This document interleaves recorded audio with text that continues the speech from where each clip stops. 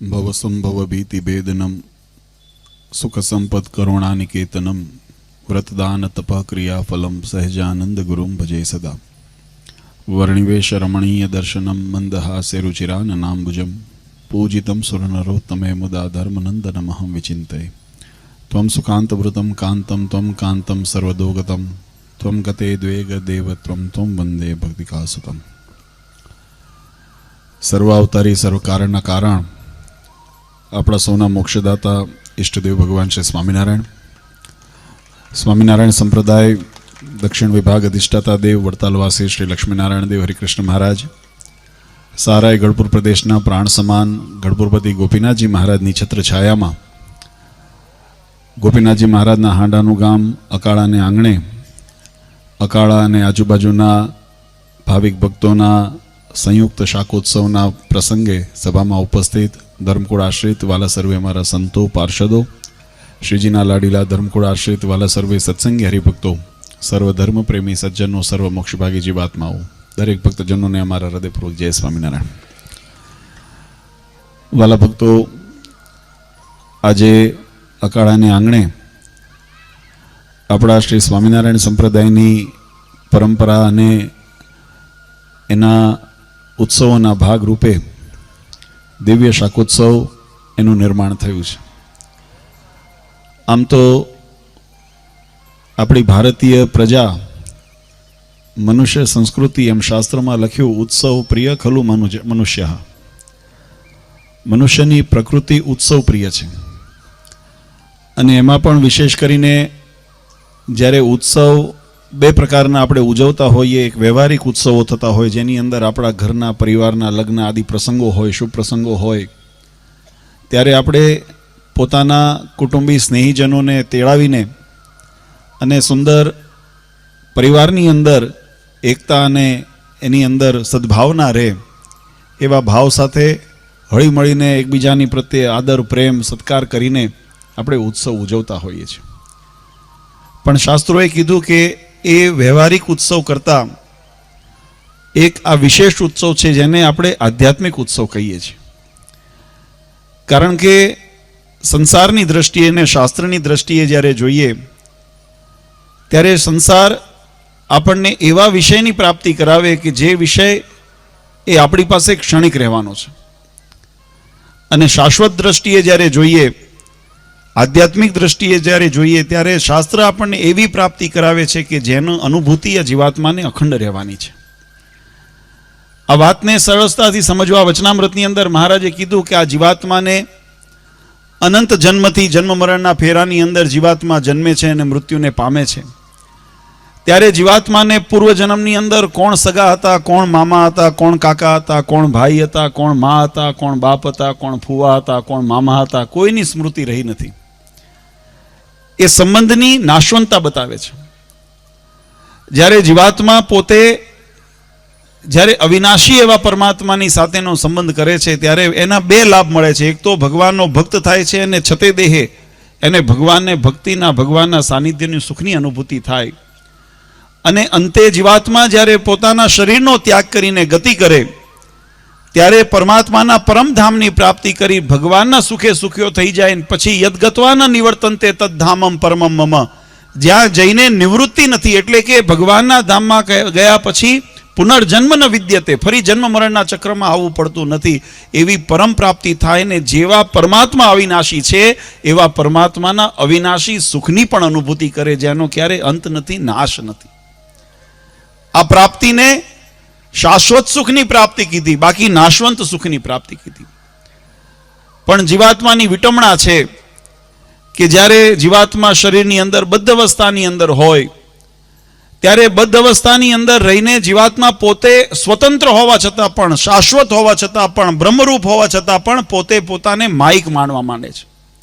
आ आपणी एक विटमणा छे। आपणे जो जे शरीरनी प्राप्ति होय ने एनी अंदर हूंपणुं आवी जाय छे अने एवा हूंपणानी अंदर जीवात्मा अहंकारी बनीने ए पोते पोताने वास्तविक रूपने भूली जाय छे अने पछी जेवा शरीर प्रकृतिनी प्राप्ति थई छे एवा रूपने एवा वेशने भजववा मांडे छे। ज्यारे शास्त्रो एनु विवेक शीखवाडवा तत्वज्ञाननी वात छे एटले थोड़ी मोडी समजाय पण एने समजाय एटले जीवननी अंदर पछी कोई कसर न रहे એવું આપણું શાસ્ત્રનું, વેદોનું, ઉપનિષદોનું જ્ઞાન આપણને સનાતન ધર્મની પરંપરાઓ દ્વારા પ્રાપ્ત થાય છે.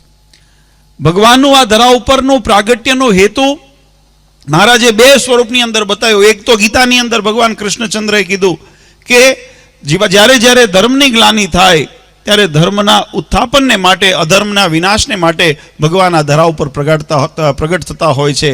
અને બીજો હેતુ ભગવાન સ્વામિનારાયણે પોતાના વચનામૃતની અંદર આ વાત સમજાવી. મહારાજ કે ભગવાન જો સ્વતંત્ર છે, સમર્થ છે, અને સમર્થ હોવાને નાતે ભગવાન અક્ષરધામમાં રહ્યા થકા પણ જીવાત્માનું કલ્યાણ કરવાને માત્ર સંકલ્પ કરે તો અનંત જીવાત્માનું કલ્યાણ કરવાને માટે સમર્થ છે. પણ આ સમર્થ, આપણે મહાભારતનો એક બહુ સુંદર પ્રસંગ છે. જ્યારે મહાભારતનું જ્યારે યુદ્ધ વિરામ થયું ત્યારે એ વિરામ થયા પછી એવો પ્રસંગ કહેવામાં આવે છે કે યુધિષ્ઠિરે પોતાને એમ થયું કે આ તો મેં નીતિથી યુદ્ધ લડ્યો ને એટલે આ યુદ્ધ જીત્યા. અર્જુનજીને એમ થયું કે મારા ગાંડીવના પ્રતાપે કરીને યુદ્ધ જીતાણું. ગદાધારી ભીમને એમ થયું કે મારી ગદાના શૌર્યથી આ યુદ્ધ જીતાણું. એમ હવને પોતાના, કારણ કે સફળતા મળે ને પછી ક્યાંક ક્યાંક મનુષ્ય સ્વભાવ આડો આવે છે. અને એ આડો આવ્યો ને એટલે બધાને એમ મનમાં થયું કે આ મારા લીધે થયું, મારા લીધે થયું, મારા લીધે થયું. ત્યારે ભગવાન કૃષ્ણચંદ્રે કે આનો ન્યાય કોણ કરશે, આનો શ્રેય કોણે માથે જાય? આ ધર્મયુદ્ધ જે જીત્યા એ કુરુક્ષેત્રે, ધર્મક્ષેત્રે જે ધર્મયુદ્ધ લડાણું, એ ધર્મયુદ્ધના વિજેતાનું શિર તાજ કોણે શિરે પહેરાવો? ત્યારે બધાએ બહુ મંથન કર્યું, બહુ વિચાર કર્યો, પણ પછી એમ થયું કે આપણે બધા તો યુદ્ધની અંદર હતા એટલે આપણે શું કર્યું એ ખબર હોય, પણ બીજાએ શું કર્યું ખબર ન હોય. હંમેશા એક નિયમ છે કે આપણે ત્યાં, જો તમે બધા જેને કદાચ રમતગમત જોતા હોય ને ખ્યાલ હોય, ક્રિકેટની મેચ ચાલતી હોય ને એટલે એની અંદર બધા રમતા હોય ત્યારે અંગ્રેજીમાં એક કહેવત છે, સ્પેક્ટેટર્સ આર વેલ જજ. એટલે જે જોનારા છે ને, દ્રષ્ટા જે હોય ને એ સારું જોઈ શકે, કારણ કે એને બધા ખૂણાનું દેખાતું હોય. આજે તમે બધા ત્યાં બેઠા છો ને, તમને ખાલી ધ્યાન તમારું અહીંયા હોય, અમે અહીંયા બેઠા છે ને તમને બધું દેખાતું હોય ક્યાં શું ચાલે છે. એટલે જે જોનારા હોય ને એની દ્રષ્ટિ. અને મહાભારતનો એક પ્રસંગ બન્યો હતો. મહાભારતની અંદર ઘટોત્કચ પુત્ર એવા બર્બરિક એક બહુ વિદ્વાન અને બહુ મહાન યોદ્ધા હતા, અને એને પ્રણ લીધું હતું કે જે કથા બહુ વિસ્તારથી છે, હું આગળ એમાં ઊંડો નથી ઉતરતું કારણ કે સમયનો આપણી પાસે અભાવ છે. પણ એ વાત કરું, એ બર્બરિકને એને પ્રણ હતું કે જેના પક્ષે લડે ને એનો વિજય થાય. પણ એનો પ્રણ એવો હતો કે જે હારતું હોય ને એના પક્ષે જાય, જે હારતું હોય, જે નબળું હોય ને એના પક્ષે જઈને એ લડે. અને જ્યારે મહાભારતનું યુદ્ધ થયું તો પાંડવોના પક્ષે તો ભગવાન કૃષ્ણનારાયણ હતા. યત્ર યોગેશ્વર કૃષ્ણો યત્ર પાર્થો ધનુર્ધર તત્ર શ્રી વિજયો ભૂતિ ધ્રુવાનિતિર્મતિર્મમ. એમનો વિજય નિશ્ચિત હતો. અને બર્બરિક જ્યારે આવ્યા ત્યારે એને એમ થયું કે આ કૌરવો લડવા તો આવ્યા હતા, પહેલા મનમાં એવો સંકલ્પ, એમના માતાશ્રી ઘટોત્કચના જે ધર્મપત્ની, એટલે એમને એ વાત કરી હતી કે તમે, એમને બધાને મનમાં કેવું હોય કે સમાજ જેની પ્રત્યે વધારે હોય ને એની જીત થાય. આ વસ્તુ સમજવા એ પ્રાકૃતિક નિયમ છે. અને એટલે લગભગ બધા મોટા ભાગે ટોળાના ભેગા જતા હોય. આ એક સ્વાભાવિક મનુષ્ય પ્રકૃતિ છે. સત્યના, ધર્મના પક્ષે રહેવાને બદલે આપણે સમાજના ઢાળમાં ઢળવાને માટે દોડવા તત્પર થતા હોઈએ. સત્ય માટે સંઘર્ષ કરવો પડે, સત્ય માટે સહન કરવું પડે, પણ સત્યનો પક્ષ જ અંતે વિજય. ધ્રુવાનિતિર્મતિર્મમ, એ વાત નીતિ છે, ધ્રુવ છે, સનાતન છે, પણ છતાંય આપણી મનુષ્ય સ્થિતિ એવી નથી કે આપણે વાસ્તવિકતા સમજીએ. અને એમને પણ મનમાં એવું થયું કે ભાઈ પાંડવો 5 છે, આખું 14 વર્ષ વનની અંદર રખડ્યા છે, એમની પાસે નથી સેના, નથી યુદ્ધ, નથી સંપત્તિ, એ સેના બળે કરીને યુદ્ધ જીતશે. અને કૌરવ પાસે સામ્રાજ્ય છે, એની પાસે સેનાઓ મોટી મોટી છે, અને એટલા માટે એમના માતાએ ભલામણ કરી કે બેટા જે નબળા હોય ને એના પક્ષે લડજે. એટલે એમને સંકલ્પ કર્યો, પ્રણ લીધું હું નબળાના પક્ષે લડીને. અહીંયા આગળ જ્યારે કુરુક્ષેત્રમાં આવ્યા ને ત્યારે વાસ્તવિક ચિત્ર જુદું હતું. વાસ્તવિકની અંદર કૌરવો પરાજયને પામતા હતા, અને જો કૌરવોના પક્ષે રહીને યુદ્ધ કરે તો એ તો અજય હતા, એટલે એમનો વિજય થાય. એટલે ભગવાન કૃષ્ણચંદ્રે ત્યાં લીલા કરી, અને લીલા કરીને જઈને કીધું બર્બરિકને કે તમે શું વિદ્યા લઈને જાઓ છો? તે કે મારી પાસે એવી વિદ્યા છે, એક બાણથી હું 1000. અને ત્યાં પ્રસંગ બહુ લાંબો છે, અને પોતાની વિદ્યા કરીને એક મોટો ઘટાટોપ જે વડનો વૃક્ષ હતો એની ઉપર એને બાણ સાંધ્યું, અનુસંધાન કર્યું. ભગવાને પરીક્ષા કરવા માટે એક પાનને પોતાના ચરણની નીચે દબાવી દીધું, અને જ્યારે એને અનુસંધાન કર્યું ત્યારે એક જ બાણે કરીને જેટલા પાન હતા, આના ઉપર કેટલા પાન છે જોઈ લો તમે, આ વૃક્ષની ઉપર કેટલા પાંદડાઓ છે, એ બધાય પાંદડાઓને વીંધીને, અને જે ભગવાનના ચરણની નીચે જે પાંદડું હતું ને એની અંદર હોહરું નીકળીને ચરણ વીંધીને એમાં પાંદડે નીકળ્યું. આટલી એની પાસે વિદ્યા હતી. એક બાણ ચડાવે તો પાંડવ સેનાનો એક દિવસની અંદર ક્ષણમાં એનો નાશ કરી નાખે. પણ ત્યારે ભગવાને એની પાસે માગ્યું અને એનું માથું લીધું, પણ એને કીધું હું તો યુદ્ધને માટે આવ્યો હતો, હું શું માડું લઈને જાઉં? અને ત્યારે ભગવાન કૃષ્ણે કીધું તમને યુદ્ધના દર્શન થાય, તમે એના સાક્ષી બનશો. અને એમને ત્યાં એક મોટા ટીલા ઉપર, એટલે કે જ્યાં પહાડ જેવું ઊંચે સ્થાન હતું, ત્યાં એનું મસ્તક જે ધરતી એમને ભગવાને લીધું, એ મસ્તકને ત્યાં પધરાવ્યું, એને સાક્ષી બનાવ્યા. આ બાજુ યુદ્ધ પૂરું થયું, પાંડવોનો વિજય થયો, ધર્મનો વિજય થયો. અને જ્યારે આ પ્રશ્ન આવ્યો કે કોણે આ ધર્મયુદ્ધ જીતવાની પાછળનું કારણ કોણ છે, એનું કોણ નિમિત્ત છે, કોણે યશ આપવો, ત્યારે બધા એની પાસે બર્બરીક પાસે કે એને જોયું છે આખું યુદ્ધ શરૂથી અંત સુધીનું, એટલે એની પાસે જઈને આપણે ન્યાય કરાવીએ. અને ત્યાં ગયા છે ત્યારે બર્બરીક એનો ઉત્તર કીધો છે કે મેં તો નથી અર્જુનને લડતા જોયા, મેં તો નથી ભીમને લડતા જોયા, મારી દ્રષ્ટિ જ્યાં જ્યાં પહોંચ્યું ને ત્યાં ભગવાનનું સુદર્શન ચક્ર ચાલતું હતું. સુદર્શન ચક્ર એટલે ભગવાનને કરતા હરતા અન્યથા કરતા કીધા છે.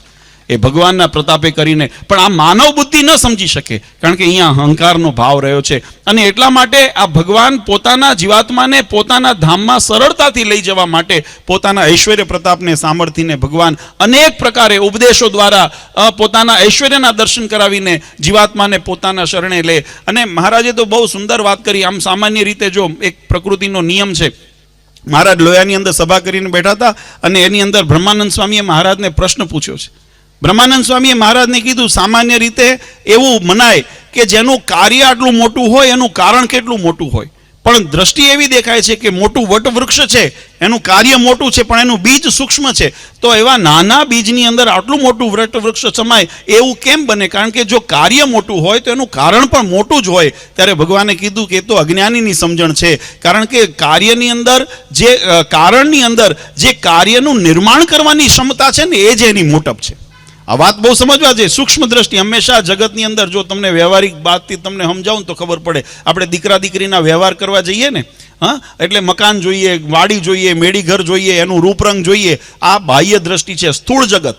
આ સ્થૂળ જગતને આપણે જોઈને નક્કી કરતા હોઈએ, પણ એ સ્થૂળ જગતની સાથે સાથે આપણે જો એની અંદર સૂક્ષ્મ દ્રષ્ટિ કરીને જોઈએ, સૂક્ષ્મના બે અર્થ થાય છે. સૂક્ષ્મનો અર્થ થાય નાનો, અને સૂક્ષ્મનો એક અર્થ વ્યાકરણ કરતાઓએ અને વિદ્વાનોએ, સાહિત્યકારોએ એનો બીજો અર્થ કર્યો છે કે ઝીણું, કાંતીને અંદર જોવું, અંદર ઊંડાણ સુધી એની દ્રષ્ટિ પહોંચવીને એને સૂક્ષ્મ દ્રષ્ટિ કીધી. એમ મહારાજે પણ વચનામૃતમાં કીધું કે એક સૂક્ષ્મ એવા બીજની અંદર જે મોટા વટવૃક્ષ, વિશાળ એવા વટવૃક્ષનું નિર્માણ કરવાની જે સામર્થ્ય છે ને, એ જ એની એ વિશાળતા એની મોટી છે. વટ કરતા મોટું વિશાળ છે, કારણ કે એનામાં એ સામર્થ્ય છે.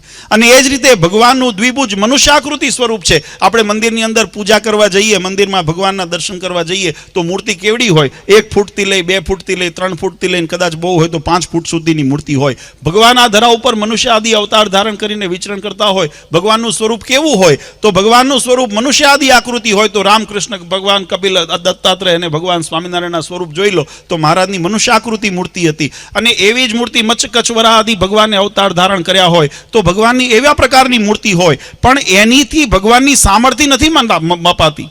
ભગવાનની સામર્થ્ય એનાથી નથી મપાતી, એની આકૃતિ નથી. કારણ કે અક્ષરધામની અંદર પણ ભગવાનના જે સ્વરૂપનું વર્ણન કરવામાં આવ્યું છે એ દ્વિભુજ સાકાર મનુષ્ય આકૃતિનું વર્ણન કરવામાં આવ્યું છે. કિશોર અવસ્થાની રમણીય મૂર્તિનું વર્ણન કરવામાં આવ્યું છે. એટલે મનુષ્ય આકૃતિ પરમાત્માની છે, એના જેટલી છે, પણ એની સામર્થ્ય કેટલી છે કે મહારાજે વચનામૃતની અંદર લખ્યું કે જેના સંકલ્પ માત્રથી, યોગ કળાથી ભગવાન પોતાના એક એક અંગમાંથી અનંત બ્રહ્માંડોનું નિર્માણ, ઉત્પત્તિ, પાલન, પરલય કરે એ સમર્થ છે. અને પાછું પોતામાં લીન કરવાની સમર્થ છે. સામર્થ્ય છે ને એ જ ભગવાનનું સર્વોપરીપણું બતાવે છે, એ જ ભગવાનનું અંતર્યામીપણું બતાવે છે, એ જ ભગવાનનું નિયંતાપણું બતાવે છે.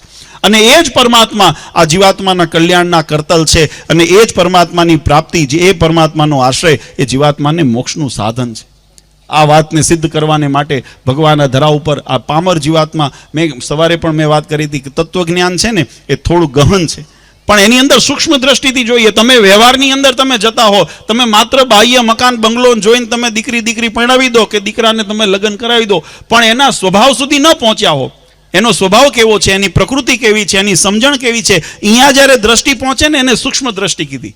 આપણે વ્યવહાર અને મોટા ભાગે પછી એટલે ડખા ઉપતનાય છે. ગૃહસ્થ આશ્રમને આ બધા વ્યવહારો અડચણરૂપ થતા હોય કે માત્ર બાહ્ય દેખાવથી આપણે જોઈને નક્કી કર્યું હોય, એટલે પછી જ્યારે સ્વભાવ ટકરાય, પ્રકૃતિ ટકરાય, વિચારો ટકરાય અને પછી એમ થાય કે હવે આમાં સુખ નથી. પણ એની પાછળનું કારણ કે જ્યારે નક્કી કરતા હોય ને ત્યારે સૂક્ષ્મ દ્રષ્ટિ. આમ ઘણા અમારી પાસે જન્માક્ષર લઈને મેળાપ કરાવવા આવે ત્યારે અમે કહેતા હોઈએ કે જો 2 વસ્તુનું અનુસંધાન, આ ગ્રહ દશાઓ છે ને એ એનું કેલ્ક્યુલેશન, એની ગણતરી અમે કરીએ એ મદદરૂપ થાય, પણ અંતે તો સ્વભાવને જોજો. જીવાત્માનો વ્યક્તિગત સ્વભાવને જોજો, કારણ કે જ્યાં સુધી સ્વભાવ નથી ટળ્યો, જો સ્વભાવનો અર્થ આપણા વેદોએ ઉપનિષદોએ બહુ સરસ કર્યો છે, સ્વભાવ પોતાના ભાવનો એટલે કે મૂળ સ્વરૂપની ઓળખાણ થવી અને એ ભાવની અંદર રમવું, જેને શાસ્ત્રે આ બધી વસ્તુ શાસ્ત્ર શિક્ષાપત્રીની અંદર મહારાજે લખ્યું, નિજાત્માનમ બ્રહ્મરૂપમ દેહત્રય વિલક્ષણમ, કે પોતાના આત્માને બ્રહ્મરૂપમાંની ત્રણ દેહ, સ્થૂળ સૂક્ષ્મ અને કારણ, એટલે સ્થૂળ જગત, સૂક્ષ્મ જગત, કારણ જગત, સ્થૂળ શરીર, સૂક્ષ્મ જગત ને કારણ શરીર, એ ત્રણથી પર થઈને જ્યારે બ્રહ્મરૂપ થઈને જ્યારે પરબ્રહ્મની ઉપાસનાની અંદર જીવાત્મા રત થાય ને ત્યારે ભગવાનનો સાક્ષાત્કાર ને એકાકાર જીવાત્માને થાય છે. ત્યાં સુધી ભગવાન મળવા એટલા સહજ નથી, પણ ભગવાને કૃપા કરી છે એટલે આપણને આ સહજતાથી પ્રાપ્ત થયું છે. મોટા મોટા ઋષિમુનિઓના રાફડા થઈ ગયા ભગવાનને મેળવવા હારું, મોટા મોટા વર્ષો સુધી, કલ્પો સુધી યજ્ઞ અને અનુષ્ઠાનો કર્યા, તપશ્ચર્યાઓ કરી, પણ ભગવાનની ભેટો થયો ન થયો એના પ્રશ્નો ઊભા રહ્યા. ત્યારે ભગવાને કળયુગની અંદર આ જીવાત્માને, આમ તો દરેક યુગની અંદર ભગવાન પોતાના ભક્તોને પોતાના સુખ આપવાને માટે અને પોતાના ધામના અધિકારીને બનાવવાને માટે ભગવાન આ ધરા ઉપર અવતરણ થતા હોય છે. મોક્ષનો માર્ગ જો જતો હોય ને તો ધર્મના માર્ગ ઉપર થઈને જાય છે. આ વાત નિર્વિવાદ છે. કોઈ એમ કહેતું હોય કે અમે મનમાની મુખી રીતે વર્તી લઈએ, અમે ધર્મ મર્યાદાથી વિપરીત વર્તીએ, શાસ્ત્રની મર્યાદાથી વિપરીત વર્તીએ અને અમારું કલ્યાણ થઈ જશે, તો મહારાજ એની અંદર ના પાડે છે, આપણા શાસ્ત્રો ના પાડે છે કે એ માર્ગ અધોગતિનો માર્ગ છે, એ માર્ગ પતનનો માર્ગ છે. એ માર્ગનું પરિણામ એવું આવે કે જે માર્ગે કરીને જીવાત્મા નરક યોનિને પામે, જીવાત્મા કદાચ યમદૂતના લોકને પામે, જીવાત્મા જન્મ મરણના ફેરાને પામે. અને મહારાજે તો ત્યાં સુધી લખ્યું, કોઈ વટ કે વૃક્ષના અથવા તો પહાડના જીવાત્માને શરીર પ્રાપ્ત થાય ને ત્યાં હજારો વર્ષો સુધી સડ્યા કરે. તમને એક થાંભલે બાંધીને જો 24 કલાક રાખવામાં આવે ને તો તમે 24 કલાક પછી મૂંઝાવા માંડો. આ વૃક્ષની અંદર પણ પ્રાણ રહેલો છે. આ કેટલા વર્ષોથી એમને એક સ્થળે બાંધીને ઊભો છે. એના ઉપર વિચારજો કોઈ દિવસ. આપણને કોઈ હળદૂત કરે, અપમાન કરે તો આપણા મોઢા કેવા થઈ જાય છે. આપણે ત્યાંથી રસ્તેથી કૂતરું ચાલતું હોય ને આપણે દિવસમાં એને કેટલાય ઠેફા મારતા હશે ને કેટલાય એને હળદૂત કરતા હશે. એ યોનિની અંદર આ જીવ રહીને આવ્યો છે. વિચારજો. ફરી એ યોનિમાં જવું ન પડે. આપણને એમ લાગે કે કોઈ ગંદવાળાની અંદર કચરો, આપણા કોઈ પાડોશીએ કદાચ વાળી જોડીને કચરો આપણા આંગણમાં નાખ્યો હોય ને તો આપણે મૂંઝાતા હોઈએ છીએ અને આપણને આવેશ આવી જાય છે કે આ કચરો અમારા આંગણમાં કેમ, કચરો નથી સહન થતો. પણ એ જ ભૂંડનું જ્યારે શરીર આવે છે ને ત્યારે વિષ્ટાની અંદર, એની અંદર નરકની અંદર એ પોતે આનંદને ગોતતો હોય ને અહીંયા પડ્યો હોય. જોયા છે ને આ જીવ આ બધી યોનિઓમાંથી ભટકીને આવ્યો છે અને ફરી એ યોનિમાં જવું ન પડે, ફરી એ કર્મના બંધનમાં બંધાવવું ન પડે, ફરી એ નરક યાતનાઓ ન ભોગવવી પડે. એટલા માટે શાસ્ત્રકારો એમ કહે છે, સાવધાન થઈને, સજાગ થઈને. મહારાજે શાસ્ત્ર વચનામૃતમાં શબ્દ વાપર્યો, ખબરદાર થઈને. મહારાજ કે પોતાના કલ્યાણનું સાધન કરી લેજો અને પોતે ભગવાનને પામવા માટેનો યદગત્વાન નિવર્તન્તે તવ ધામમ પરમમ, એવા ધામની પ્રાપ્તિ થાય એના માટે દાખલો કરજો. આ જીવાત્માની મનુષ્ય જન્મની સફળતા છે. મહારાજ કે જગતની અંદર આ જીવાત્માને અન્ય પૂર્વે પણ આવા અવસર મળ્યા, પણ જગતે શું કર્યું કે જીવાત્માએ જગતના ચાળા ચૂંથવાની અંદર પોતાનો સમય, શક્તિ અને પોતાનો જન્મ એને એળે કર્યો. અને મહારાજ કે આ જન્મ મળ્યો છે એને એળે ન કરશો, નહીતર જો કોઈ, અને મેં કીધું એ પ્રમાણે દરેક યુગની અંદર દરેક સાધનોની પ્રધાનપણું બતાવ્યું છે. સતયુગની અંદર અલગ સાધન, દ્વાપર યુગની અંદર, ત્રેતા યુગની અંદર, પણ કળયુગની અંદર કેવલ નામ કીર્તનમ, ભગવાનનું નામ કીર્તન તમે કરો, ભજન કરો ને મહારાજ કે એનાથી ભગવાન રાજી થાય. જીવાત્મા આટલું સરળ કરી આપ્યું. પણ હવે એમાંય જો આળસ કરીએ, પ્રમાદ કરીએ તો પછી મહારાજ કોઈ વગર કર્મ તો ફળની નિર્મિતિ નથી, કર્મ વગર તો ફળની નિર્મિતિ નથી. આપણે એટલું સરળ કામ કરવામાં પણ જો આળસ પ્રમાદ કરીએ, એક પંચવર્તમાન પાળવા હોય, આપણે કદાચ મોટા અનુષ્ઠાનો ન કરી શકીએ, પણ મહારાજ કે પંચવર્તમાન કર્યા હોય ને તો અનેક ચાંદ્રાયણો કર્યાનું પુણ્ય મળે છે. આ શાસ્ત્રનો મત છે કે તમને ચાંદ્રાયણાદી વ્રતો તો પ્રાયશ્ચિત માટે, જાણે અજાણે કદાચ જ્ઞાતા જ્ઞાત કોઈ ભૂલ થઈ ગઈ હોય, કોઈ દોષ થઈ ગયો હોય તો એનો નિવૃત્તિ માટે એના વ્રતો બતાવ્યા. પણ તમે નિયમની અંદર રહો ને તો એવી ભૂલ થવાની સંભાવના જ નથી, અને કદાચ માનો થઈ હોય ને તો એની નિવૃત્તિ થાય. એકાદશી આદિ વ્રત કરીએ. આ બધા જીવનની અંદર આપણને પોતાના કર્મ અને માયાના બંધનથી મુકાવવા માટે, આ શરીરને નિર્દોષ અને નિર્લેપ કરવાને માટે આ બધા સાધનો શાસ્ત્રોએ બતાવ્યા છે. અને એ માયેલું એક સાધન એ ભગવાનની ભક્તિ છે, ઉપાસના છે, ભગવાનનો આશ્રય છે. અને એ આશ્રયને દ્રઢ કરવા માટે ભગવાને આ ધરા ઉપર મનુષ્ય ચરિત્રો તો અનેક કર્યા, પણ દિવ્ય ચરિત્રો પણ કર્યા. અને આપણે જેમ આ શાકોત્સવ ઉજવીએ છીએ, અમે ઘણી જગ્યાએ આ વાત કરીએ છીએ કે ભગવાને એક સરળ, પહેલા જ્ઞાન માર્ગ, તો આ શાસ્ત્રનો માર્ગ જ્ઞાનનો માર્ગ છે, પણ જ્ઞાન માર્ગ બધાને ન સમજાય. કારણ કે મેં 4 પ્રકારની ભક્તિ બતાવીને એમાં એક મૂળપણાની ભક્તિ પણ બતાવી છે કે બધાનું બુદ્ધિ એ પ્રમાણે ન પહોંચી શકે તો એને પણ ભગવાનની પ્રાપ્તિ થાય. એટલે મહારાજ કીધું, ખાલી અહોભાવ લેશે ને, કોઈ ગુણ લેશે. મહારાજે ત્યાં સુધી લખ્યું, આપણે પુરુષોત્તમ પ્રકાશ કથા સાંભળી છે, મહારાજે એમાં લખ્યું કે એમાં કોઈ ગુણ લેશે ને, કોઈ ભાવે કભાવે પણ નામ લેશે ને, તો પણ મહારાજ કે અમે એનું રૂડું કરશું, એનું કલ્યાણ કરશું. કદાચ મોક્ષની અંદર કોઈ નાની મોટી ખામી રહી ગઈ હશે તો મહારાજ કે અમે બીજી તક આપશું. એક જન્મે કદાચ ન થાય તો ફરી સત્સંગમાં યોગ મળે, બીજા જન્મમાં બીજા અવતારમાં નહીં જવું પડે, બીજા યોનિમાં નહીં જવું પડે. મનુષ્ય અવતારની અંદર ભજન કરતા કરતા કદાચ નાની મોટી કોઈ દોષ રહી ગયો, કોઈ ક્ષતિ રહી ગઈ, તો શાસ્ત્રોએ કીધું એને યોગ ભ્રષ્ટ કીધો છે. યોગ કરે છે પણ ભ્રષ્ટ થયો, થોડી ક્ષતિ રહી ગઈ, તો યોગ ભ્રષ્ટ જીવને પુનઃ સત્સંગની અંદર જન્મ મળી જાય અને તમારી રહેલી કસર મહારાજ કે ટાળીને અમારા ધામમાં અમે લઈ જઈશું. અમે એને ભટકવા નહીં દઈએ, કાળ કર્મનો માયાનો એના ઉપર હુકમ નહીં થવા દઈએ. આ ભગવાન સ્વામિનારાયણે બિરુદ આપ્યું અને એ બિરુદને પ્રાપ્ત કરવાને માટે આપણે આ સત્સંગ કરીએ છીએ. મહારાજે અનેકવિધ ઉપાય બતાવ્યા, પણ સાથે સાથે મહારાજે આવા ઉત્સવ સમયાઓ પણ નિર્માણ કરાવ્યા. વચનામૃતની અંદર મહારાજે લખ્યું કે અમે મોટા મોટા વિષ્ણુયાગ, હરિયાગ આદિ અમે કરીએ છીએ. અમે પાટોત્સવ હોય, સમૈયા હોય, કથા વાર્તા હોય, પારાયણો હોય, એનું અમે આયોજન કરીએ છીએ, કરાવીએ છીએ. એની પાછળનું કારણ એટલું છે કે એમાં કોઈ પામર જીવાત્મા આવે અને ભગવાનના બે શબ્દો જીવનની અંદર એને જો ઉતરી જાય, એના જીવનની અંદર ભગવાન પ્રત્યેનો અવભાવ થઈ જાય, ભગવાન પ્રત્યેની લગ્ની લાગી જાય અને જીવાત્મા પોતે પોતાના મોક્ષ માર્ગની અંદર અગ્રેસર થઈ જાય તો જીવનો બેડો પાર થઈ જાય. કદાચ કઠણ પ્રારબ્ધે કરીને, કદાચ કોઈ એવા સમય એવો આવ્યો હોય, અંત સમય ભગવાન વિસરાઈ ગયા હોય, તો પણ આવા જો પ્રસંગો યાદ આવી જાય, ભગવાનની મૂર્તિ યાદ આવી જાય, તો મહારાજ કે એને કરોડો જન્મોના કર્મ અને બંધન હોય ને તો એમાંથી અમે મુકાવી. વચનામૃતમાં મહારાજે લખ્યું કે અમે જો કોઈ અંત સમયે સ્વામી નારાયણ આટલું જો નામ લે ને તો મહારાજ કે અમે એના તમામ દોષોમાંથી એને મુક્ત કરીને અમારા ધામમાં લઈ જઈએ. આવું વરદાન મહારાજે આપેલું છે. આ દ્રઢતાને કરવાને માટે, કારણ કે આપણે બધા કેવું છે, મેં કીધું એમ વ્યવહારમાં વધારે રચ્યા પચ્યા રહીએ છીએ અને જેનો સંગ વધારે હોય ને એનો રંગ વધારે ચડે. સ્વાભાવિક છે, પ્રકૃતિ છે. જેવા સંઘની અંદર વધારે રહીએ, વધારે પડતો આપણો સમાજ એ વ્યવહારની અંદર જોડાયેલો છે, પારિવારિક કામ હોય, જવાબદારીઓ હોય, બીજું ઘણા બધા કામોની અંદર વીંટળાયેલો છે. પણ એવા સમયની અંદર આપણને મૂળ હેતુ ભૂલાઈ ન જાય. એ કરો એમાં દોષ નથી. કોઈ શાસ્ત્રોએ એવું નથી કીધું વ્યવહાર માર્ગ ન કરવો, કોઈએ એવું નથી કીધું પરિવાર ન રાખવો, કોઈએ એવું નથી કીધું. હા, સમયાંતરે એની અંદર ચકાસતા રહેવું જોઈએ, એની અંદરથી પોતાની મનની વૃત્તિને એની અંદર સ્થિર થઈ જાય ને એની અંદર ચોંટી જાય ને ખૂંટી જાય ને બંધનરૂપ થઈ જાય, એનાથી સજાગ રહેવું. પણ એના સિવાય તમે ધર્મનો પોતાના ગૃહસ્થાશ્રમમાં હોય તો ગૃહસ્થાશ્રમ ધર્મ છે અને ધર્મનો નિર્વાહ કરવા માટે પરિવાર સાથેનો હેત પ્રીત સંબંધ તમે રાખો, એની પરણ પોષણ, એની જવાબદારી લો. આ સમાજ પ્રત્યેની આપણી જવાબદારી છે, આપણા રાષ્ટ્ર પ્રત્યેની આપણી જવાબદારીઓ છે. એ રાષ્ટ્રના નિર્માણની અંદર એના પોષણની માટે, એના વિકાસને માટે આપણે યોગદાન કરવું જોઈએ. એ માનવ ધર્મ છે, એ મનુષ્યનો ધર્મ છે ને એ ધર્મનું પાલન કરો, એમાં જરાય ના નથી. પણ એની સાથે સાથે આત્મકલ્યાણનો ધર્મ છે એ ભૂલાઈ ન જાય એટલા માટે આવા ઉત્સવ કરતા હોઈએ છીએ. જોકે આપણે આ શાકોત્સવનો પ્રસંગ તો સંપ્રદાયના ભક્તોએ કથાના માધ્યમથી ઘણી વખત સાંભળ્યો હોય. કદાચ કોઈ બહારથી આવ્યા હોય ને એને ખ્યાલ ન હોય કે શાકોત્સવ તો શું હોય, એમના માટે આ પ્રસંગને આપણે યાદ કરી લઈએ કે 200 વર્ષ પહેલાં સુરાબાપુ જે લોયાના ગામધણી, એને ત્યાં ચોરી થઈ અને પટારો લઈ ગયા ચોર લોકો. આમને સંકલ્પ કર્યો કે અમારો જો પટારો, મારી મૂડી જો મને હેમખેમ પાછી આવે તો અડધો અડધ મારે ભગવાનને અર્થે, સંતોને અર્થે, સત્સંગને અર્થે વાપરવી. અને ભગવાને કર્યું એવું કે પટારો હેમખેમ પાછો આવ્યો. સુરાબાપુએ પોતાના ધર્મપત્નીને વાત કરી કે આ મારે અડધી રકમ ભગવાનને અર્થે વાપરવી છે. એમના ધર્મપત્ની બહુ વિવેકી હતા. એમને કીધું કે બાપુ, આ જો ચોરે તોડ્યો હોત તો શું અડધી રકમ તમારા માટે મૂકતા જાત? તો કે ના, એ તો બધી લઈ જાય. તો કે આ બધી જ લઈ ગયા એમ માનો, આ તો પાછી આવી ભગવાનના પ્રતાપે કરીને તો બધી ભગવાનને અર્થે વાપરીને આ લોયાની અંદર આ શાકોત્સવના પ્રસંગનું નિર્માણ થયું. પણ એની અંદર ઐશ્વર્ય ભગવાને બહુ સુંદર બતાવ્યું. મહારાજે પોતે પોતાના હાથે 12 મણ એકાક્ષરી તો વઘારમાં 12 મણ ઘીનો વઘાર મહારાજે કર્યો. એની અંદર હળદર, મરચું, મરી, મસાલા બધા ભગવાન નાખે અને પછી મહારાજ મનુષ્ય ચરિત્ર કરે એટલે પોતાના ધોતી ઉપર મહારાજ હાથ લૂવે.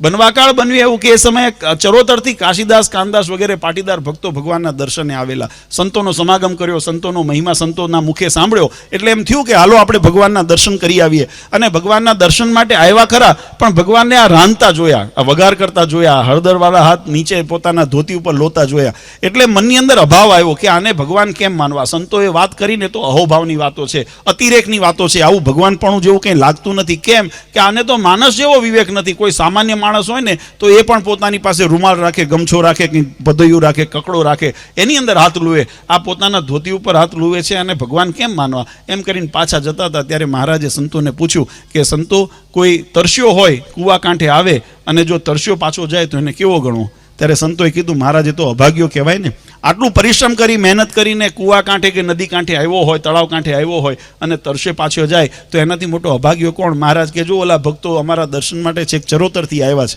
પણ અમને મળ્યા વગર, અમારા દર્શન કર્યા વગર જાય છે. પ્રેમાનંદ સ્વામી મહારાજની પડખે ઊભા હતા. મહારાજની સામું જોઈને મહારાજને કે મહારાજ અમે એમનો વાંક નથી, વાંક તમારો છે.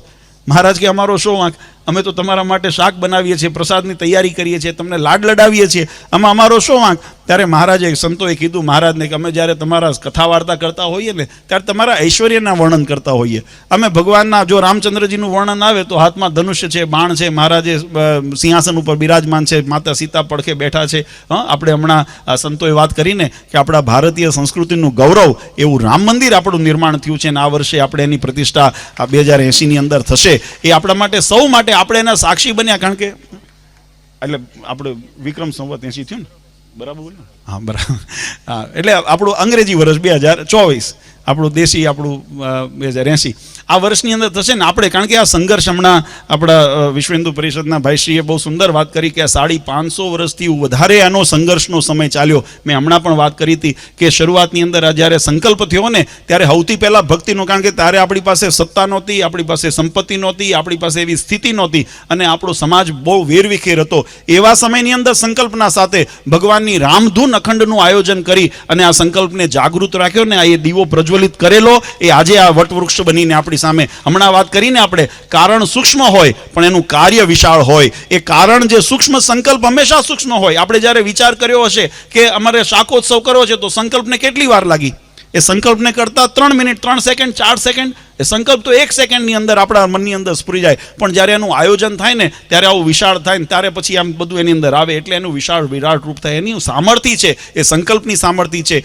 એ ભક્તોએ જેને એ પોતાના જીવોના આહુતિઓ આપી અને આ સંકલ્પને સાકાર કરવા માટે એ તમામ લોકો, તમામ વર્ગના, એટલું જ નહીં, અમે ત્યારે ધૂન થતી હતી, અમે હમણાં સવારે પણ વાત કરી હતી કે અમે પણ એની અંદર, અમે મુંડન પ્રસંગે ગયા હતા ત્યારે અમે પણ એ ધૂનની અંદર બેઠા હતા, અમને યાદ છે. અને એટલું જ નહીં, સ્વામિનારાયણ સંપ્રદાય, આમ તો દરેક આપણી હિન્દુ સંસ્કૃતિના તમામ નાના મોટા સંસ્થાઓએ, મંદિરોએ એ રામશિલાનું પૂજન કરીને અયોધ્યા પહોંચાડી હતી ને એની અંદર સ્વામિનારાયણ સંપ્રદાય વતી એ રામશિલાનું પૂજન મેં કરેલું. વડતાલની અંદર લક્ષ્મીનારાયણ દેવના સાનિધ્યની અંદર એ શિલાનું પૂજન કરી પરમ પૂજ્ય આચાર્ય મહારાજ શ્રી અજેન્દ્ર પ્રસાદજી મહારાજશ્રીની આજ્ઞા અને આશીર્વાદથી એમના પ્રતિનિધિ રૂપે એ રામશિલાનું પૂજન કરીને અને આજે એ પાયામાં મુકાણી છે. આજે એનું ગૌરવ છે. આપણને સમગ્ર હિન્દુ સનાતન ધર્મને ગૌરવ છે કે એની અંદર તમામ નાના મોટા સંસ્થાઓએ, પોતાના મંદિરોએ પોતાની એમાં પાયાની અંદર શિલા મૂકેલી છે અને આજે એ શિલા ઉપર આજે ભવ્ય ને ભગવાનનું દિવ્ય નિર્માણ મંદિર થઈ રહ્યું છે. એની અંદર પ્રાણ પ્રતિષ્ઠા થશે. ત્યારે ભગવાન રામનું વર્ણન આવે ત્યારે આપણે એવી ભવ્યતાથી કરતા હોઈએ. ભગવાન કૃષ્ણનું વર્ણન આવે ત્યારે એની અંદર આપણે એવું ભગવાનને મોરમુગટ ધારણ કર્યો છે, હાથમાં વાંસળી છે, કમળી નાખી છે, આ બધું વર્ણન કરતા હોઈએ. મહારાજને કે મહારાજ તમારું વર્ણન કરીએ ને ત્યારે અમે કહીએ 3 છોકરાની પાક ધારણ કરી છે, શ્વેત વસ્ત્ર ધારણ કર્યા છે, કમરની અંદર ખેસ બાંધ્યો છે, આવું બધું વર્ણન કરીએ. હાથમાં તાબેથો લઈને ઊભા હોય એવું વર્ણન તો ક્યારેય કથામાં આવતું નથી. આ તમારું ચરિત્ર જોઈને કોણે તમારામાં ભગવાનપણાની પ્રતીતિ, અને કે તાબેથો લીધો ત્યાં સુધી તો ઠીક, પણ આ તમે તમારી દશા જુઓ. અમે સવારે તમને વસ્ત્ર ધરાવ્યા ને ત્યારે સફેદ પિતાંબર, તમને સફેદ ધોતિયું ધરાવ્યું હતું, આ તમે એને પીળું કરી નાખ્યું. આ હલ્દીવાલા પ્રેમાનંદ સ્વામી લખ્યું કીર્તનની અંદર, હલ્દીવાલા હાથ લુવે નિજ ધોતીએ, પીળે પટ શોભે પરિબ્રહ્મ જો. ભગવાને જેમ પીળું પિતાંબર પહેર્યું હોય ને, પ્રેમાનંદ સ્વામી કે અમને તો એવા દર્શન થયા, પણ આ અક્ષર પર પુરુષોત્તમજીએ નવરૂપ, અક્ષરથી પણ જે પર છે, જે બ્રહ્મથી પણ જે પર છે, એવા બ્રહ્માતીત, અક્ષરાતીત એવા જે પુરુષોત્તમ નારાયણ છે, એમને આવું નવું રૂપ ધર્યું છે. અને આવું નવું રૂપ જોયું પણ એને ઓળખી કોણ શકે? તો એકાંતિક મહામુનિ સમજે મર્મ જો. જે ભગવાનના એકાંતિક ભક્તો હોય, જેને ભગવાનનો મહિમા હોય, જેને ભગવાનની પરિચય હોય, ઓળખાણ હોય, પહેચાન હોય, એને જાણવાની રીત ખબર હોય, એને ભગવાનનું આ દિવ્યતા દેખાય. પામર જીવ બિચારા શું સમજી શકે કે આ પરબ્રહ્મ પુરુષોત્તમ નારાયણે આ પીળું ધોતિયું કર્યું છે? એ તો એમ જ સમજે ને આ ધોતિયું બગાડ્યું. આ તો પીળે પટ શોભે પરિબ્રહ્મ જો. એવું દર્શન તો એકાંતિક મહામુનિને થાય. પણ એટલે મહારાજને મીઠો ઠપકો આપ્યો. પ્રેમાનંદ સ્વામી ભગવાનના સખા ભક્ત હતા, એમને અધિકાર હતો ભગવાનને કહેવાનો, અને એટલે મહારાજને મીઠો ઠપકો આપ્યો. મહારાજ તમે આવા મનુષ્ય, અમે કેટલી મહેનત કરતા હોઈએ, ભગવાનનો મહિમા સમજાવતા હોઈએ, જીવાત્માને માંડ આ કળિયુગના વાતાવરણમાંથી વાળીને સત્સંગમાં લાવતા હોઈએ, અને તમે આવા ચરિત્ર કરો ને એને પાછા વાળી દો. તમારું શું આમાં? અમારી મહેનતનું શું? અને આ જીવાત્માને તમે તો અધમ ઉદાહરણ છો, તમે તો પતિત પાવન છો, તમે તો શરણાગત ભક્ત વત્સલ છો, તમારો તો અનેક એવા બિરુદો છે. તમે જો આવા ચરિત્ર કરીને આ ભાવ લઈને જીવાત્મા જતો રહે તો એને માથે 84 લાખ લખાય. એની જવાબદારી કોની? મહારાજ કંઈ કૃપા કરો, દયા કરો કે એને આ પોતાના શરણે લો, ત્યારે મહારાજે એ કાશીદાસ, કામદાસ વગેરે પાટીદાર ભક્તોને મહારાજે હાથ કરીને કીધું કે ભક્તો તમે જે જોવા આવ્યા છો એ જોઈને જાઓ. અને જ્યારે ભક્તોએ પાછું વળીને જોયું ત્યારે મહારાજે ચતુર્ભુજ સ્વરૂપે દર્શન દીધા અને પોતાના ભગવાનપણાની પ્રતીતિ કરી. આ એ ઉત્સવને આપણે ઉજવીએ છીએ. આ ભગવાને 200 વર્ષ પહેલા આવા અનંત એવા પરચાઓને ઐશ્વર્યના દર્શન કરાવ્યા અને સાથે સાથે ભગવાને એવા ઉપદેશો આપ્યા. કારણ કે કેવળ અહોભાવને મહિમાથી જીવાત્માનું કલ્યાણ થાય એવો નિયમ નથી. અહોભાવ જરૂરી છે. પ્રીતિએથી ભગવાનની અંદર અહોભાવ પ્રેમ થઈ જાય તો જીવાત્માનું કલ્યાણ થાય. પણ સાથે સાથે મહારાજે કીધું ભગવાનને ભક્તિ પ્રિય છે એટલે ભક્તિ કરવી. મોટો વિદ્વાન હોય પણ જો ભક્તિ ન કરે તો મહારાજ કે અધોગતિને પામે છે. પણ ભક્તિ કરવાની પણ રીત મહારાજે શીખવાડી કે ગમે તેમ પોપટિયા જ્ઞાનની જેમ ભક્તિ ન કરવી, વ્યભિચારણીની ભક્તિ ન કરવી. આ વચનામૃતના શબ્દો છે. વ્યભિચારણીની જેમ ભક્તિ કરે તો એ ભક્તિ ઉગતી નથી, બીજબળ બનાવી આપે. અને બીજબળ બને તો શું થાય? ગરડા પ્રથમના વચનામૃતમાં મહારાજે કીધું તમારી કરેલી ભક્તિ કોઈ કાળે રજડતા રજડતા ઉગશે તો મહારાજ કે અમે ફરી તમને સત્સંગમાં જન્મ આપશું અને પછી પણ અમે જેમ કીધું એમ કરશો ત્યારે તમને અમારા ધામમાં તેડી જશું. ત્યાં સુધી એટલે સધર્મ ભક્તિ રવનમ વિધાતા. ભગવાનની આજ્ઞા, ભગવાનને રાજી કરવાનું સાધન ભક્તિ છે. પણ ભક્તિ એ ધર્મ પતિવ્રતા છે. ભક્તિ છે પતિવ્રતા નારી છે. અને એટલા માટે ભક્તિ માતાનું ધર્મ સહિત નામ લેવામાં આવે છે. ધર્મ ભક્તિ વાસુદેવ. આપણે એમ જ્યારે કહીએ બોલો ધર્મ ભક્તિ વાસુદેવ નારાયણની જે બોલીએ ને ત્યારે આપણે ધર્મ ભક્તિનું સાથે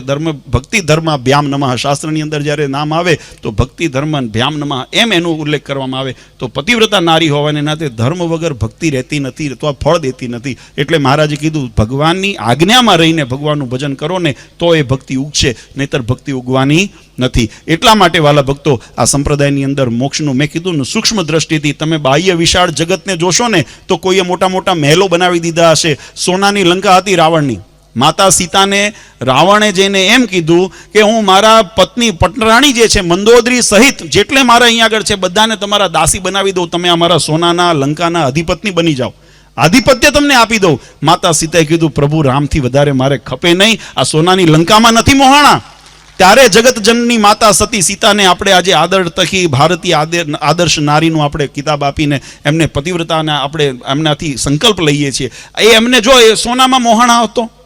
આપણે જે મેં કીધું ને સ્થૂળ જગતને જોઈને મોહાઈ ગયા હોત, પણ એમની દ્રષ્ટિ સૂક્ષ્મ જગતની અંદર મારે કલ્યાણ કરવું છે અને કલ્યાણ રાઘવ સિવાય બીજા કોઈ કરવાને સમર્થ નથી. ભગવાન હનુમાનજી મહારાજ, મેં એક વખત પહેલા પણ આ વાત કરી હતી, હનુમાનજી મહારાજ આવ્યા માતા સીતાને કે માતા હું તમારો દીકરો થઉં, તમે મારા ખભે બેસજો, હું તમને લઈ જાઉં ભગવાન રામ પાસે. માતા કે મને જે પરણ્યા હતા ને અગ્નિની સાક્ષીએ જેને મારો હથેવાળો જેને કર્યો, મારું કાંડું ઝાલ્યું ને એને મારી રક્ષાની જવાબદારી લીધી છે અને મને એમાં ભરોસો છે કે મારી રક્ષા કરશે કરશે ને કરશે. આવો ભરોસો રાખતા શીખો.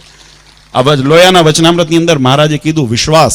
જેને ભગવાનમાં ભરોસો હોય, જેને ભગવાનમાં વિશ્વાસ હોય એને જગતના સ્થૂળ જગતની અંદર મોહાવાની જરૂર નથી. સ્થૂળ જગત કારણ કે નિર્માણ થશે અને એનું વિસર્જન પણ થશે, પણ જે કારણ જગત સૂક્ષ્મ જગત જે છે એની અંદર જે ભગવાને તત્વજ્ઞાન આપણને આપ્યું છે, ઉપાસના ભક્તિના જે સિદ્ધાંતો આપ્યા છે, અહીંયાની અંદર દ્રષ્ટિ રાખીને એ ધર્મનું પાલન કરીને, શિક્ષાપત્રીનું પાલન કરીને, ગીતાજીનું પાલન કરીને, રામાયણનું પાલન કરીને જ્યારે જીવનની અંદર આપણે અપનાવશું ને ત્યારે આપણા જીવન એ નિર્દોષ બનશે. અને નિર્દોષ બનશે, અમાયિક થશે. આ ઇન્દ્રિયો આમ તો માયાથી રચી પચી છે, પણ જ્યારે ભગવાનની ભક્તિની અંદર સત્સંગની અંદર એને તપાવીને એ માયાનો ભેખ ઉતારી દેશું ને ત્યારે 16 ખડાનું જેમ સુવર્ણ ખીલ્યું હોય ને એમ જીવાત્મા પોતાના, મહારાજે વચનામૃતમાં અરીસાનું દ્રષ્ટાંત દીધું છે કે આપણે અરીસાની સામે ઊભા હોઈએ ને, સામાન્ય રીતે અરીસાનો ગુણ છે કે પ્રતિબિંબ દેખાડે, જેવું હોય એવું દેખાડે. પણ એ અરીસો ધૂમિલ હોય તો એના ઉપર રજ ચડી ગઈ હોય તો તમને તમારું પ્રતિબિંબ સ્પષ્ટ ન દેખાય. એમ જીવાત્મા પણ શાશ્વત છે, બ્રહ્મ સ્વરૂપ છે, પણ માયાના આવરણની અંદર એનાથી જર્જરિત થયેલો છે એટલે એને પોતાનું રૂપ નથી દેખાડતું. એટલે કીધું કે દેહ ત્રય વિલક્ષણમ, આ ત્રણેય દેહથી પર થઈને બ્રહ્મરૂપ થઈ અને આ તમામ માયા અને એના ગુણોથી નિવૃત્ત થઈ અને ભગવાનની અંદર જો લગ્ની લગાડીએ ને તો કેવા મોટી પદવી પામ્યો છે. આ તો આપણને એનો મહિમા ખબર નહીં, જગતને સમજાતો નથી, મનાતો નથી કે સ્વીકારાતો નથી, જે પણ કારણ હોય. બાકી ભગવાને તો ત્યાં સુધી કીધું કે જીવાત્માને મોક્ષપદ પામે, 4 પ્રકારની મુક્તિ બતાવી. એમાં એક ગુણ એવો બતાવ્યો ભગવાનના સાધર્મપણાને પામે. સાધર્મપણા એટલે ભગવાન જેવો થઈ જાય, ભગવાન જેવી સામર્થ્ય, ભગવાન જેવું ઐશ્વર્ય, ભગવાન જેવું રૂપ, ભગવાન જેવું રંગ, એનામય. એટલે ભગવાન નથી થવાતું પણ ભગવાન જેવું થઈ જવાય એટલે ભગવાનમય થઈ જવાય. ભગવાનની અંદર ઓતપ્રોત જીવાત્મા થઈ જાય પછી પોતાનું અસ્તિત્વ અલગ નથી રહેતું. ભગવાન જે સુખના સિંધુ છે, દુઃખના સિંધુ નથી. તો જો સુખના સિંધુ હોય ને એની અંદર જીવાત્મા ઓતપ્રોત થઈ જાય તો જીવાત્માને દુઃખ ક્યારેય આવે નહીં જીવનની અંદર. આ ત્રિવિધ તાપમાં ક્યારેય તપવું પડે નહીં. આવી સિદ્ધિ પરમ સિદ્ધિ પ્રાપ્ત કરવા માટે આપણી સનાતન વૈદિક ધર્મ પરંપરાએ આપણને આ ઉપાસના ભક્તિનો માર્ગ શીખ્યો છે અને એનું પોષણ આપવાને માટે ધર્મ સંસ્થાપનાર્થાય સંભવામી યુગે યુગે દરેક યુગની અંદર ભગવાન પધારતા હોય છે. એ મચ્છ કચ્છ વરા નરસિંહ આદિ ભગવાનના અવતારો થયા, રામકૃષ્ણ આદિ અવતારો થયા. કળિયુગની અંદર ભગવાને દત્તાત્રેયા કૃતા યુગે ત્રેતાયા રઘુનંદન દ્વાપરે વાસુદેવ સ્યાત કલેવ સ્વામી વૃષાત્મજ. દરેક યુગની અંદર દત્તાત્રેય રૂપે સતયુગની અંદર ભગવાન પ્રગટ્યા, મહારાજ ભગવાન રાઘવ રૂપે રામ રૂપે પધાર્યા, વાસુદેવ રૂપે એટલે ભગવાન કૃષ્ણ રૂપે દ્વાપરની અંદર પધાર્યા અને કળિયુગની અંદર અનંત જીવાત્માના કલ્યાણી અને સ્વામી રૂપે એટલે કે સ્વામી નારાયણ રૂપે પરમાત્માનું પ્રાગટ્ય થયું. આ શાસ્ત્ર મત છે અને એનું જેને ઓળખાણ થઈ, ઓળખાણ તવી ગહન છે. કારણ કે મહારાજ મેં કીધું વિચરણ કરતા હોય તો મનુષ્ય જેવા જ હોય. જેની સૂક્ષ્મ દ્રષ્ટિ ત્યાં પહોંચે ને એને ભગવાનપણાની પ્રતીતિ થાય. સ્થૂળ ભાવે જોવે તો શું દેખાય? ઓલા તાબે તો હલાવતા જોયા ને, કાશીદાસ કામદાસ વગેરે પાટીદાર ભક્તોએ ભગવાનને કેવા જોયા? તાબે તો હલાવતા જોયા, હાથ પોતાના ધોતિયું બગાડતા જોયા, કારણ કે સ્થૂળ ભાવે જોયા. અને પ્રેમાનંદ સ્વામીએ શું લખ્યું? કીર્તનની અંદર લખ્યું, પીળે પટ શોભે પરિબ્રહ્મ જોયા. એમાં પરબ્રહ્મ પુરુષોત્તમ નારાયણના દર્શન થયા. કેમ? દ્રષ્ટિ ભેદ. જ્યાં દ્રષ્ટિ પહોંચી અને ઓળખાણ થઈ ત્યાં પરબ્રહ્મ પુરુષોત્તમ નારાયણના દર્શન થયા. સ્થૂળ ભાવે જોવે તો મનુષ્ય ચરિત્ર જોઈને અભાવ આવે ને પાછો જીવાતમાં વળે. એટલે ભગવાનને સત્સંગની અંદર હંમેશા સૂક્ષ્મ અને દિવ્ય દ્રષ્ટિ રાખવી, ભગવાનના ચરિત્રોને. અને આ ભગવાનની કૃપા હોય ને તો જ થાય. આપણે સંતોએ મહારાજને ફગવા માંગ્યા. હોળી આવે ને ત્યારે ફગવા ગઈએ છીએ, મહાબળવંત માયા તમારી અને આવરિયા નર નારી. એમાં ભગવાને છેલ્લે વરદાન દીધું છે. ત્યારે નંદ સંતોએ લખ્યું, ભગવાને કીધું મારી માયા છે ને તમે એમાં મૂંઝાશો નહીં, જાઓ મારા આશીર્વાદ છે. કોણે? જે ભગવાનના શરણે હોય ને એને માયા ન નડે. બાકી માયામાં જ જગત રહેલું છે, માયામાં જ રહેવાનું છે.